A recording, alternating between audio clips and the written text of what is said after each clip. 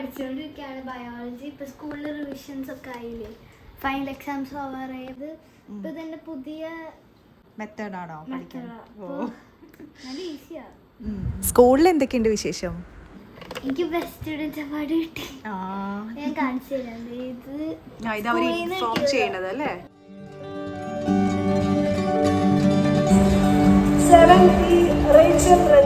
പിന്നെന്താ, പേപ്പറൊക്കെ കിട്ടിയില്ലേ? ആ പേപ്പറൊക്കെ ഒന്ന് എടുത്തേ.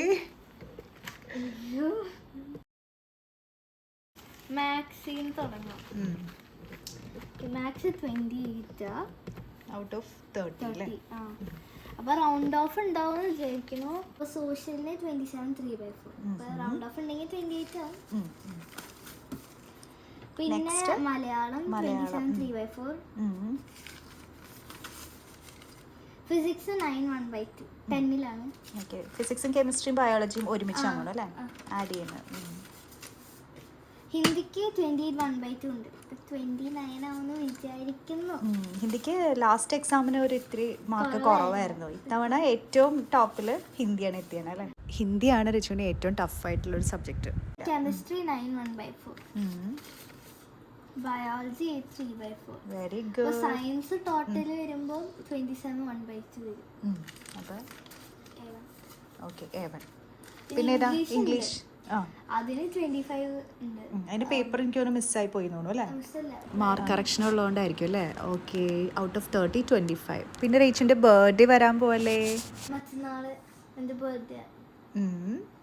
അപ്പോൾ ബർത്ത്ഡേയുടെ ഡ്രസ്സൊക്കെ ഒന്ന് കാണിച്ചു കൊടുക്കാം.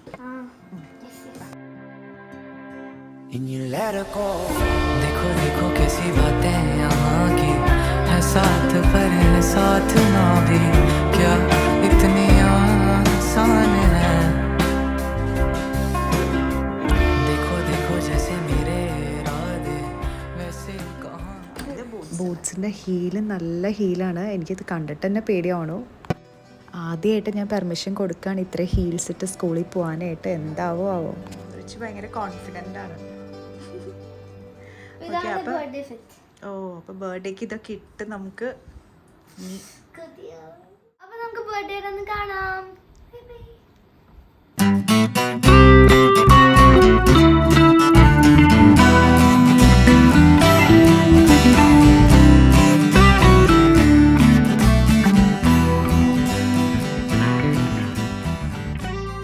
അങ്ങനെ റിച്ച് ബർത്ത്ഡേ ഡ്രസ്സൊക്കെ ഇട്ട് ദേ സ്കൂളിൽ പോകാൻ റെഡിയായി. ഇപ്പോൾ 7:30 ആണ് ടൈം. ദേ പോയിക്കൊണ്ടിരിക്കുകയാണ്. വൈകിട്ട് സ്കൂൾ വിട്ട് വന്ന് ഞങ്ങൾ പള്ളിയിൽ പോയി പ്രാർത്ഥിച്ചു.